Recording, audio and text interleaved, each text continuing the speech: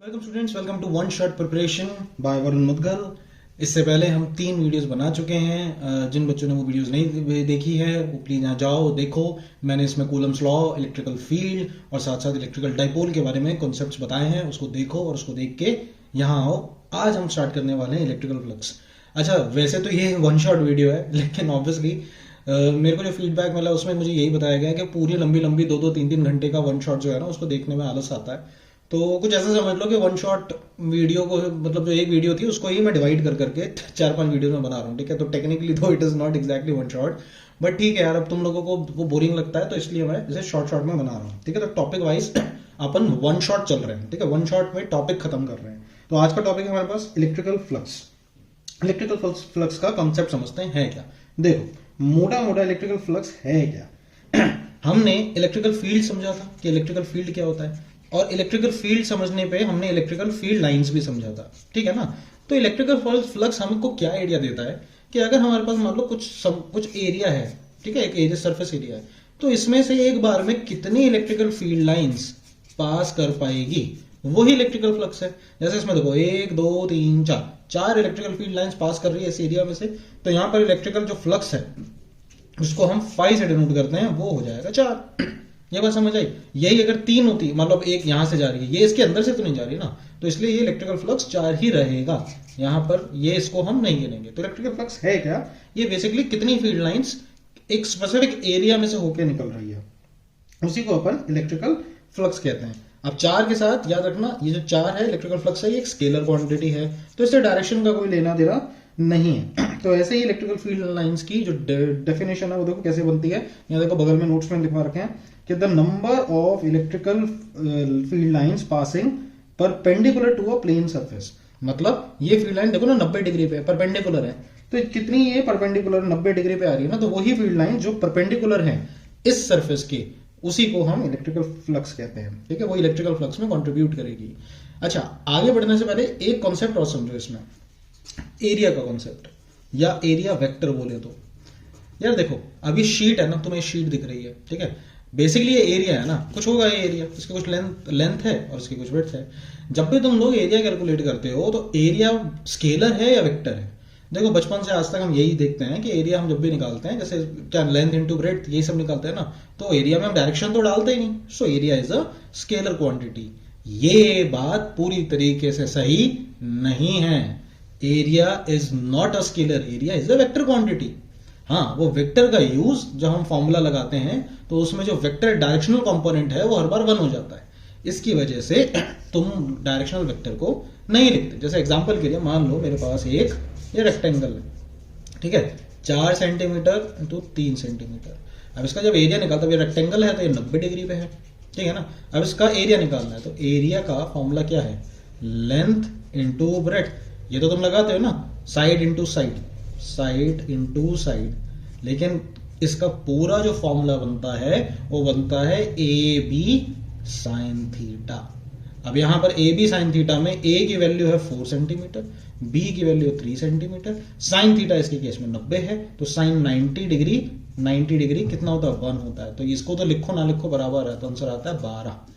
ये चीज समझे, चाहती है 12 सेंटीमीटर स्क्वायर। साइन 90 डिग्री हमेशा 90 डिग्री होगा, इसलिए हम इसको नहीं लिखते। लेकिन क्योंकि इसकी डायरेक्शन पे भी डिपेंड करता है, इसलिए it is a vector quantity. ठीक है, तो अगर कोई पूछे ठीक है सर अगर ये डायरेक्शन पे, तो एरिया की डायरेक्शन क्या होगी, तो सिंपल है कि किसी भी सरफेस का या एरिया की डायरेक्शन निकालनी है तो वो हमेशा उस सरफेस से या तो आउटवर्ड्स होगी, ऐसे जाएगी तुम्हारी तरफ, या इनवर्ड्स होगी, ये तीर अंदर की तरफ जाएगा, इधर outwards inwards. It depends on us, हमारे पे डिपेंड करता है। 3D एरिया हो तो उसकी आमतौर पे हमेशा आउटवर्ड्स ही लेंगे हम, और ऐसा 2D वाला हो तो इसके इस सरफेस में इस तरफ और इसका नीचे वाला पार्ट में नीचे की तरफ होगा। तो ये चीज तुम्हें पता होनी चाहिए। अब सुनो, इलेक्ट्रिकल फील्ड लाइंस में भी हम जो फॉर्मूला बनाते हैं तो फ्लक्स का फॉर्मूला बनता है भाई साहब ई ए कॉस थीटा। ये फॉर्मूला है जो तुम्हें याद होना चाहिए। अब ये कॉस थीटा क्या है इसको समझ लो। कॉस थीटा बेसिकली एंगल है इलेक्ट्रिकल फील्ड और एरिया वेक्टर के बीच का।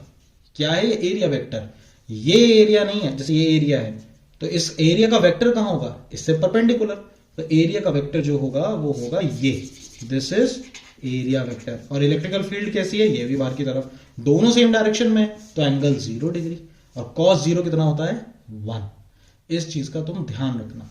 बच्चे गलती क्या करते हैं, कोई भी एरिया लिया, इलेक्ट्रिकल फील्ड ऐसे, यहां पर वो समझते हैं कि ये ई ए एरिया, वो इसको मान लेते हैं, इलेक्ट्रिकल फील्ड ये, तो एरिया ऐसा ऐसा सीधा खड़ा हुआ, इलेक्ट्रिकल फील्ड ऐसे जाती हुई, तो ये एंगल 90 डिग्री, उसको लिख लेते हैं ई ए कॉस 90 डिग्री। अब कॉस 90 तो कितना हो जाएगा, 0 हो जाएगा। एग्जाम में भी कितना मिलेगा, 0 मिलेगा। ये गलत है। ई ये है एरिया में तुम्हें एरिया वेक्टर लेना है। एरिया वेक्टर क्या है, एरिया के परपेंडिकुलर, फिर उन दोनों के बीच का एंगल हम कैलकुलेट करते हैं। आई होप ये चीज तुम्हें इसमें समझ आई होगी, ठीक है ना। तो ये चीज का तुम ध्यान रखना। चलो बगल में नोट्स में देखो, अब यहाँ पर इलेक्ट्रिकल फ्लक्स के बारे में देखो कुछ चीजें लिखी हुई हैं। ये सारी चीजें देख लो, कॉमन सी है, स्केलर क्वांटिटी है, फलाना ढमकाना। अब यहाँ पर इसकी क्या, फ्लक्स की यूनिट बनानी है, तो यार इलेक्ट्रिकल फील्ड की क्या यूनिट होती है, ये होती है न्यूटन पर कूलम। एरिया की क्या यूनिट होती है, एरिया की यूनिट होती है मीटर स्क्वायर। तो आंसर आ गया न्यूटन पर कूलम मीटर स्क्वायर। तो ये फ्लक्स की तुम्हारे पास एक यूनिट आती है, ठीक है ना। अब फ्लक्स किस किस पे डिपेंड कर रहा है ये भी देख लो। ये इलेक्ट्रिकल फील्ड पे, कितने number of electrical field lines हैं। जब इलेक्ट्रिकल फील्ड लाइंस बढ़ जाएंगी तो भैया फ्लक्स भी बढ़ जाएगा।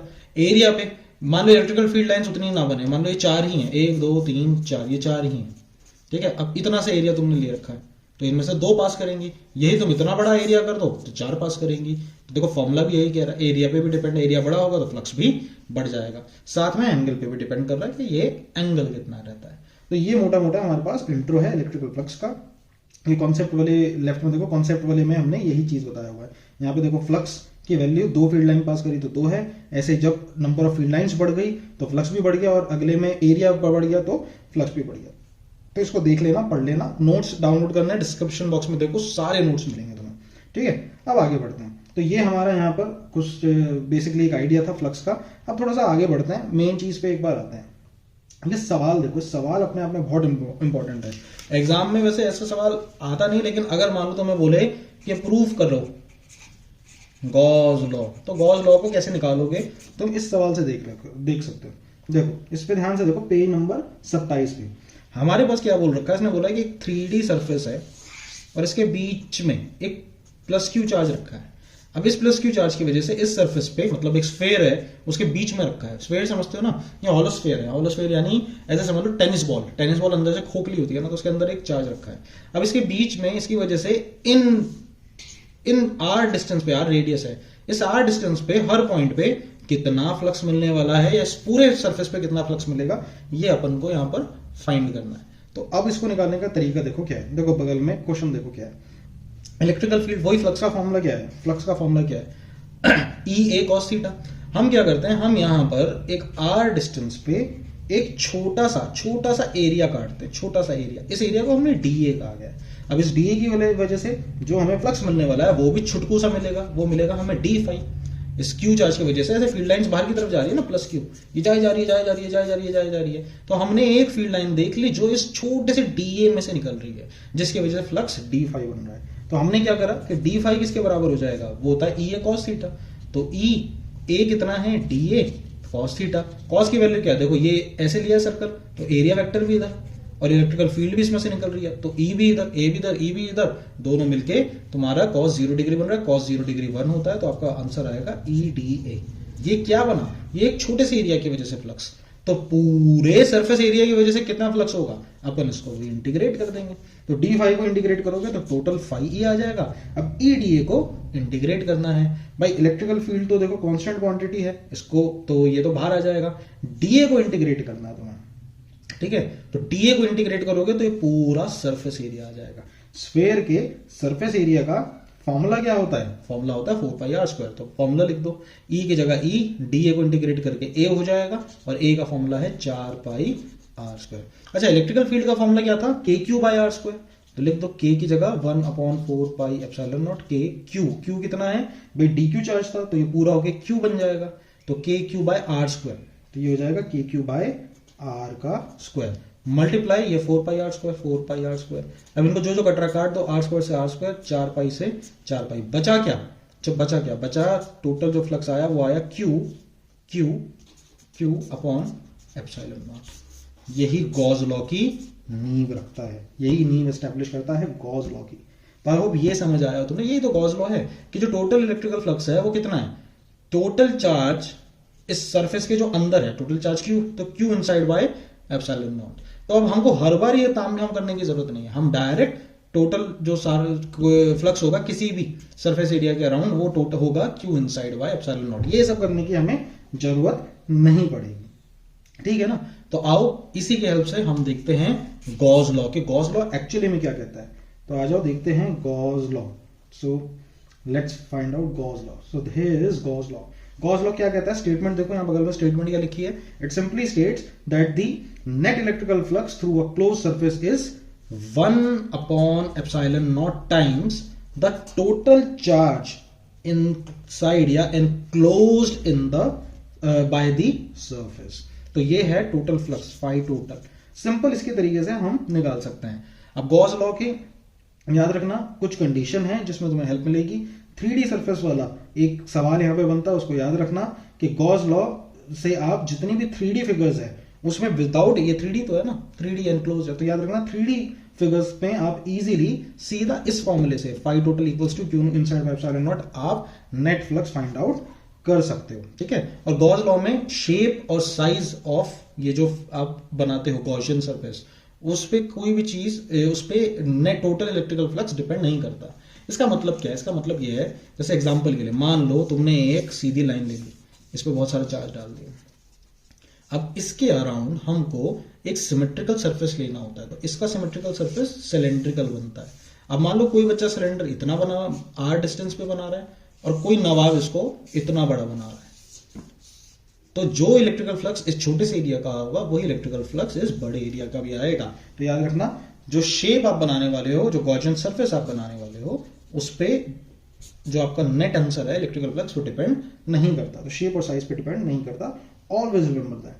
और एक चीज आप समझ लेना जो काफी इंपॉर्टेंट है, जो नोट्स में भी मैंने बताई हुई है।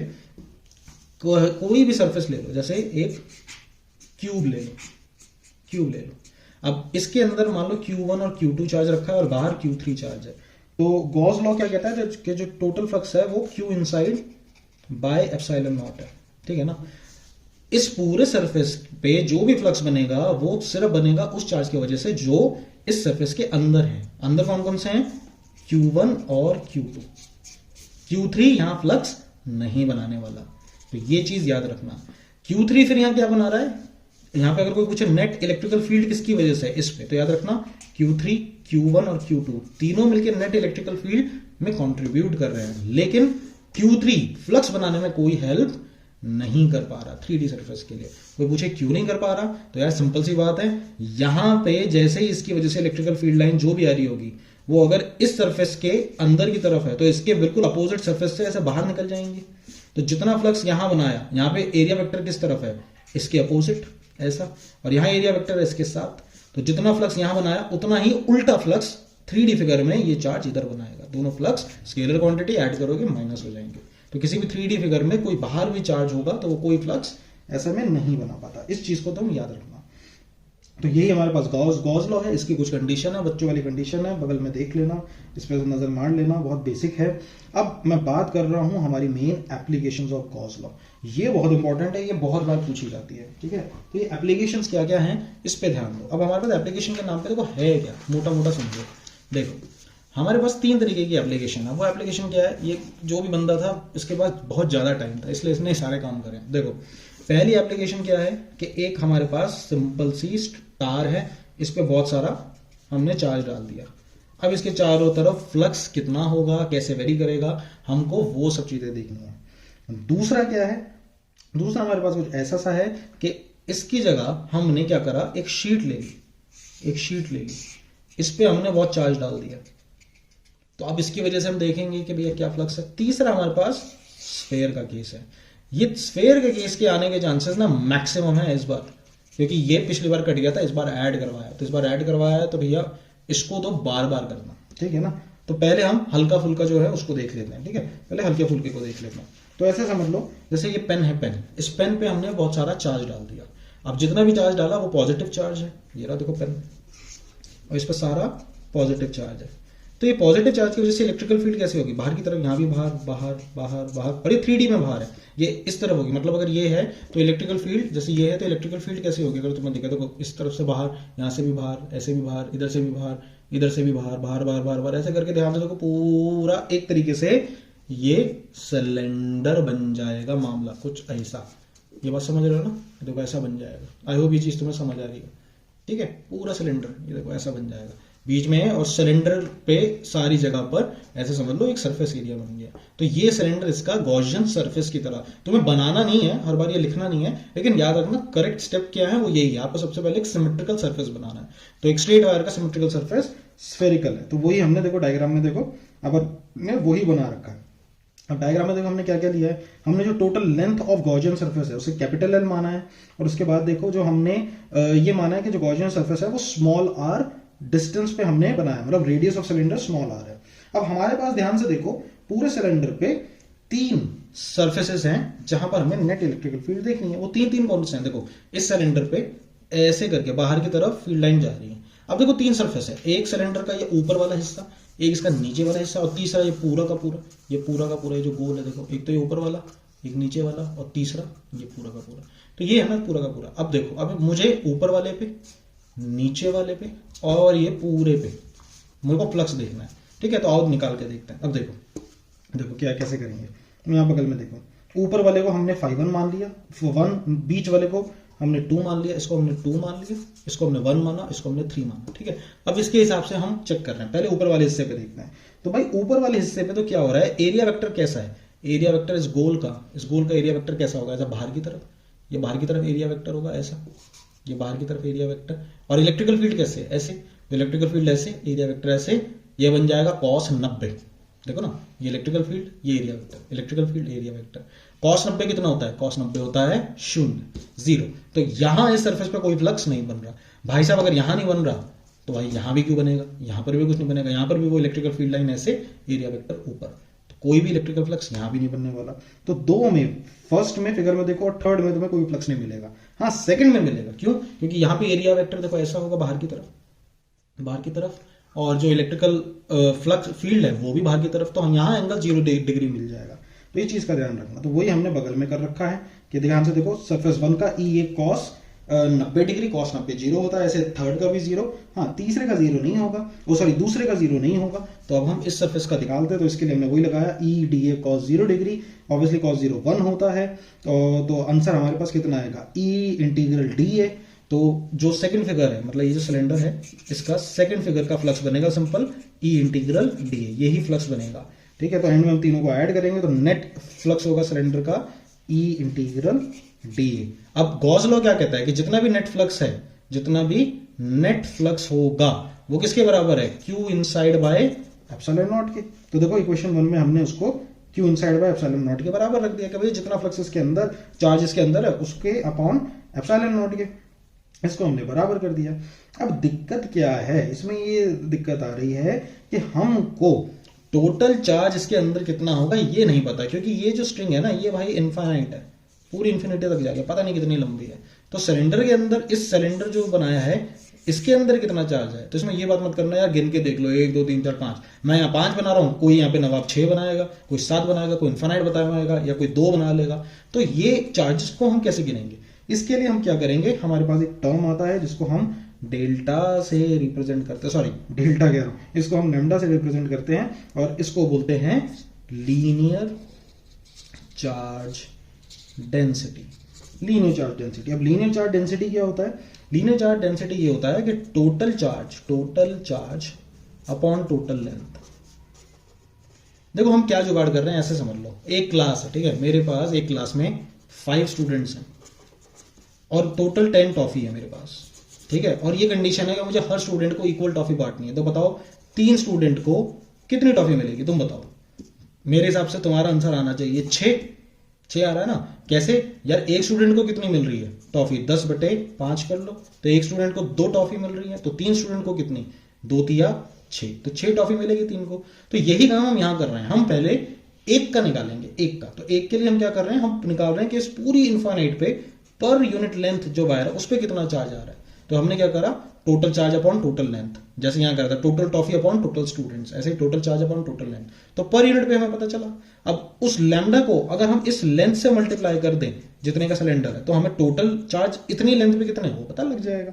वो अपन ने करा है, लैम्डा निकाला, क्यू इनसाइड बाय, ये निकाला क्यू इनसाइड बाय एल, उसके बाद इसको मल्टीप्लाई कर दिया किससे, एल से, लैम्डा को मल्टीप्लाई कर दिया हमने एल से, तो हमें क्यू का पता चल गया जो इसके अंदर है। तो बस अब कुछ नहीं करना, इसकी वैल्यू उठा के तुम यहाँ पे डाल दो। तो ध्यान से देखो, हमने इसको इक्वेशन 1 में पुट करा, तो क्यू इनसाइड की जगह हमने लिख दिया lambda L upon epsilon naught equals to E integral D A. देखो यहाँ पर लिख रखा है Q lambda L upon epsilon naught E integral D ए।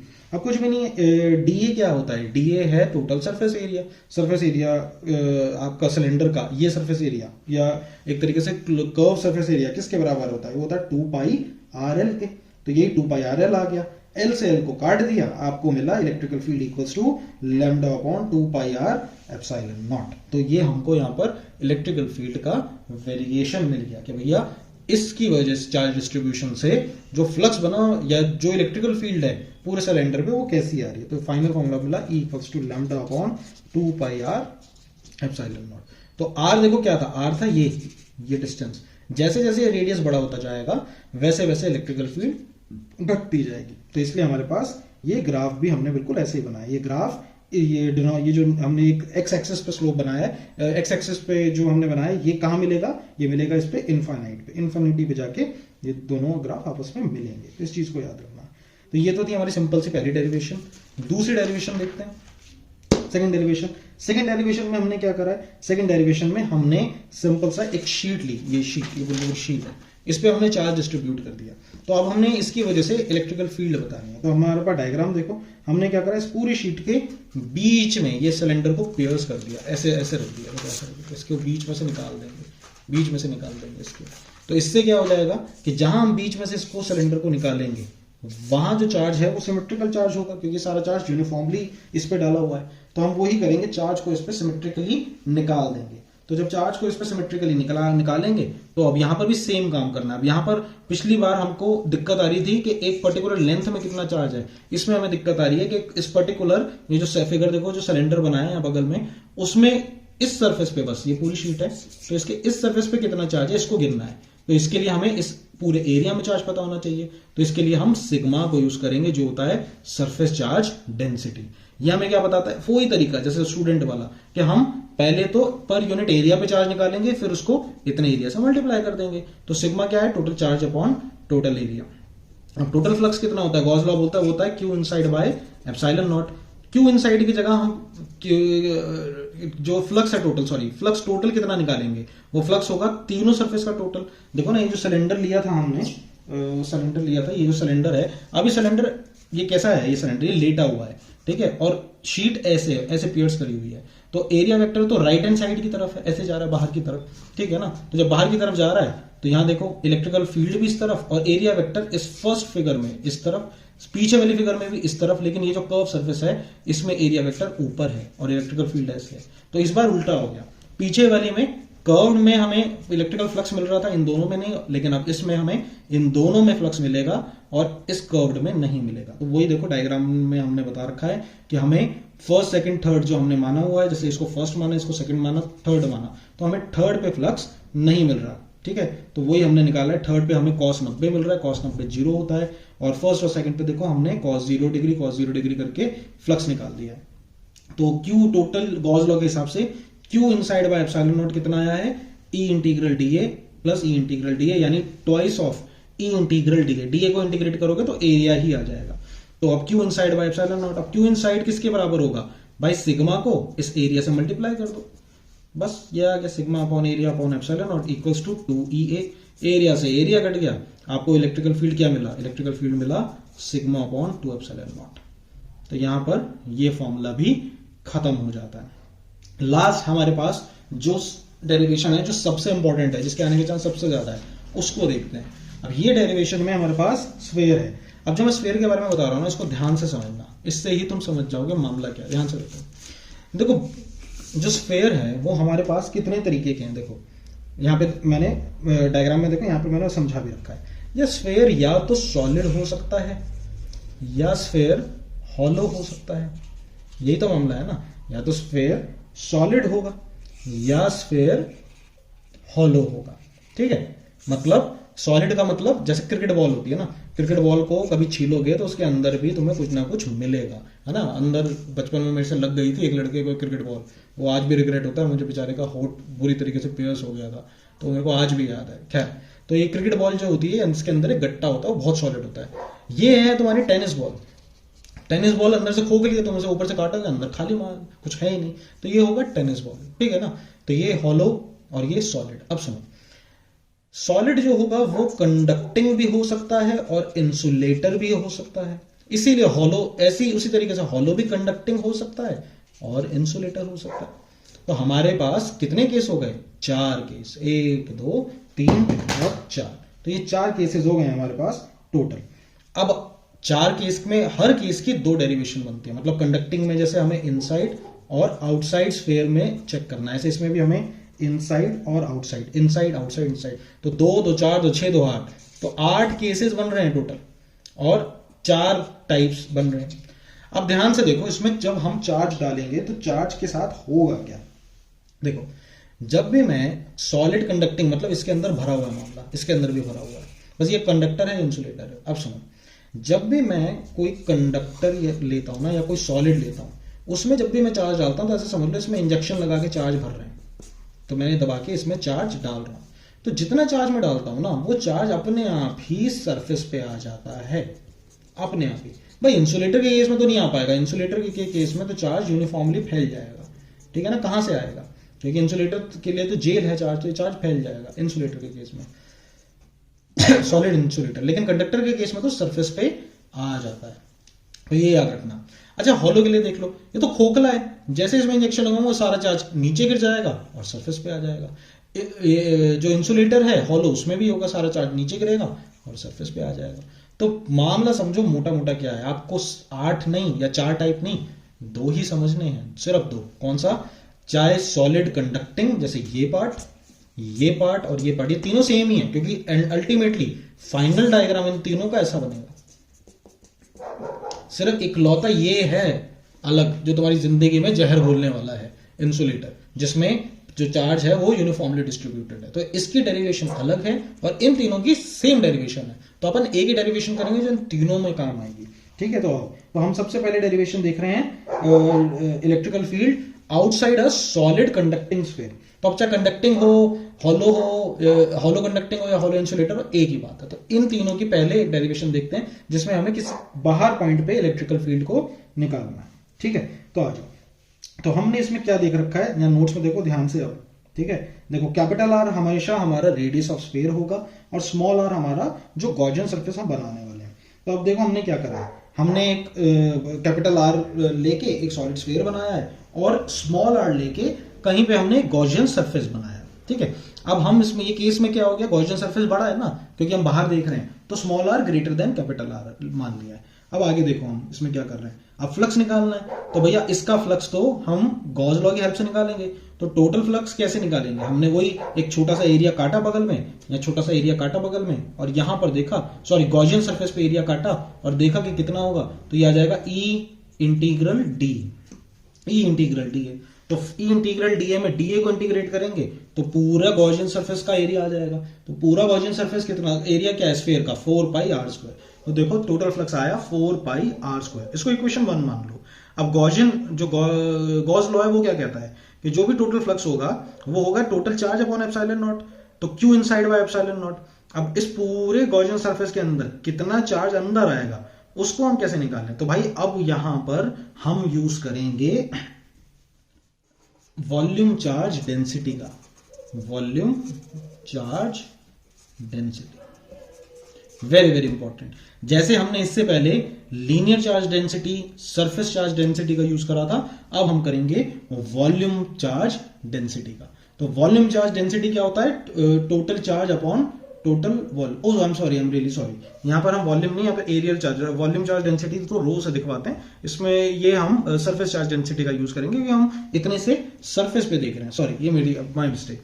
तो अब इसमें हमने सरफेस चार्ज डेंसिटी का यूज करा, क्यू इनसाइड बाय एरिया, और एरिया का फॉर्मूला है 4 पाई आर स्क्वायर, मतलब इस पूरे रेडियस पे कितना हमारे पास चार्ज है, तो वो हमने यहाँ पे निकाला। तो एरिया ऑफ स्क्वायर आ गया 4 पाई आर स्क्वायर। तो इसमें हम अभी आगे क्या करेंगे, हमारे पास 2 इक्वेशन बन गई, इक्वेशन फ्लक्स, इक्वेशन 1 और इक्वेशन 2, देखो ऊपर हमने मार्क कर रखी है।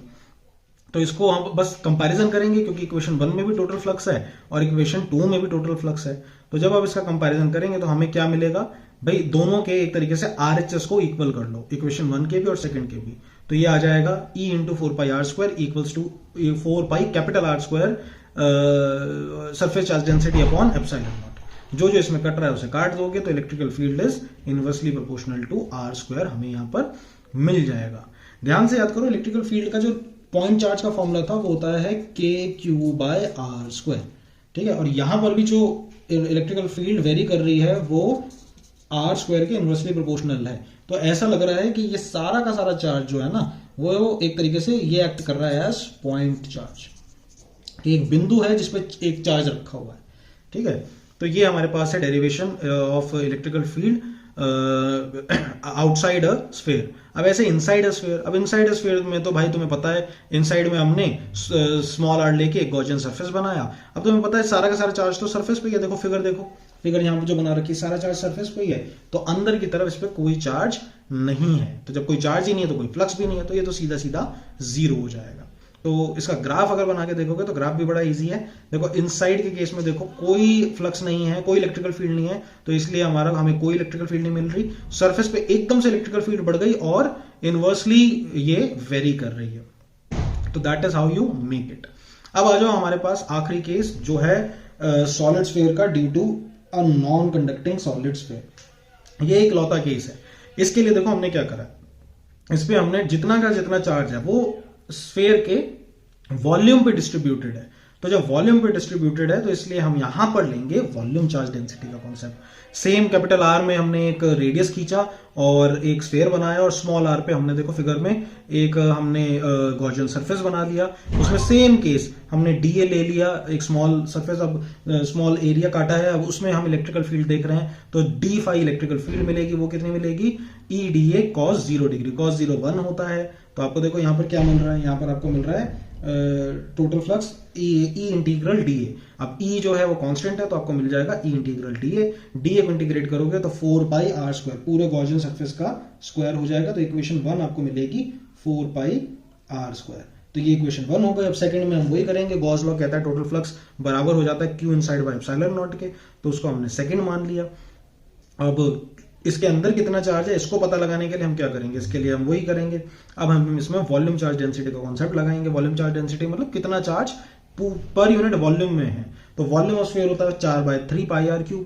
तो Q इनसाइड अपॉन 4/3πr³ आ गया। तो Q इनसाइड कितना हो जाएगा, 4/3πr³ को उल्टे हाथ पे ले जाओ, क्रॉस मल्टीप्लाई कर दो, तो ये रो से मल्टीप्लाई हो जाएगा। तो Q inside equals to volume charge density into में 4/3πr³ हो जाएगा। भाई इसको तुम सेकंड इक्वेशन में पुट कर सकते हो। तो टोटल फ्लक्स कितना हो जाएगा, Q इनसाइड की जगह ये एक्सप्रेशन पुट कर देंगे, रो इंटू में 4/3πr³ वाला अपॉन में एप्सिलॉन नॉट। बस अब फोर्थ इक्वेशन हमारे पास आ गई है। इसका कंपैरिजन पहली इक्वेशन के साथ कर लो, दोनों आरएचएस बराबर हो जाएंगे। तो आपको फॉर्मूला मिलेगा E into 4πr² equals to 4/3πr³ rho upon epsilon naught. काटा पीटी करो, काटा पीटी करके एक एक्सप्रेशन आया और इलेक्ट्रिकल फील्ड सेम आएगी, इनवर्सली प्रोपोर्शनल टू R²। यानी बाहर आउटसाइड स्फीयर तो इलेक्ट्रिकल फील्ड रेडियस के स्क्वायर के इनवर्सली प्रोपोर्शनल ही एक्ट करेगी। इनसाइड में क्या केस लेंगे, इनसाइड का केस थोड़ा इंटरेस्टिंग है। उसमें देखो इनसाइड में हमने सेम वो लिया, कैपिटल आर लेके एक स्फीयर बनाया, फिर स्मॉल आर लेके एक गॉसियन सरफेस बनाया। यहाँ पे देखो नोट्स में। अब इसमें हमने टोटल फ्लक्स को कैसे लिया, phi E D A cos 0 D A वही सेम पार्ट, वही एक छोटा सा एक डी ए काटा है और उसमें हमने integral D A in dot 4πr² आ गया। तो यहां तक तो इक्वेशन बिल्कुल सेम है जैसे हमने पहले करी थी, ये फर्स्ट इक्वेशन तक। अब इसके बाद हमको इस छोटे से एरिया के अंदर पता करना है कि भैया कितना फ्लक्स होगा, कितना चार्ज होगा। तो इसके लिए हमने वही वॉल्यूम चार्ज डेंसिटी का फॉर्मूला लगाया, तो Q इनसाइड हमें मिल गया। अब इस Q इनसाइड को हम इस गॉसियन सरफेस से, जो स्मॉल आर वाला गॉसियन सरफेस है, इससे मल्टीप्लाई कर देंगे इसने वॉल्यूम से, तो पता चल जाएगा इतने वॉल्यूम पे हमें कितना चार्ज अंदर आएगा। तो वही हमने करा। यहाँ देखो गॉस लॉ हमने लगाया Q inside by epsilon naught. तो Q इनसाइड कितना आ जाएगा, ये कितना, रो इंटू में 4/3πr³। तो ये है Q inside by epsilon naught जो इसके अंदर है, इस गॉसियन सरफेस के अंदर। अब वही है, हमने आरएचएस का कंपैरिजन कर लो क्वेश्चन नंबर फर्स्ट में और सेकंड में। तो फर्स्ट और सेकंड में कंपैरिजन करोगे तो ये कितना हो जाएगा, E.4πr² equals to 4/3πr³ into में रो अपॉन एप्सिलॉन नॉट। तो इसका बस कंपैरिजन करो, जो काटापीटी हो रही है उसे काट दो। तो यहां पर E is directly proportional to R। इसका मतलब इनसाइड के केस में याद रखना, जैसे जैसे इलेक्ट्रिकल फील्ड इंक्रीज होगी, जैसे जैसे डिस्टेंस इंक्रीज होगा, वैसे वैसे इलेक्ट्रिकल फील्ड भी इंक्रीज होगी। देखो यहां पर जैसे जैसे छोटा r बढ़ता जाएगा इलेक्ट्रिकल फील्ड भी बढ़ती जाएगी। तो यही था हमारे पास आखिरी केस जो हमको समझना था। आई होप तुम्हें समझ आया होगा। इसी के बेसिस पे हमने ये ग्राफ बनाए हैं। इस ग्राफ को देखो, नोट करो। वन शॉट है तो मैं बहुत तेजी में इसको करवा रहा हूँ, ठीक है ना। तो अगर कोई इसमें दिक्कत आती है तो मैंने इसकी बहुत आराम से भी वीडियोस बनाई है, तो चैनल पे जाके देखो, वो वीडियोस आपको मिल जाएगी। नहीं मिलती तो कमेंट सेक्शन में लिखो, मैं वो वीडियो आपके साथ शेयर करूंगा। तो आज की क्लास के लिए सिर्फ इतना ही। बाकी पढ़ाई करते रहो और अच्छे से पढ़ाई करो। कोई दिक्कत आए तो प्लीज बताओ। All the best.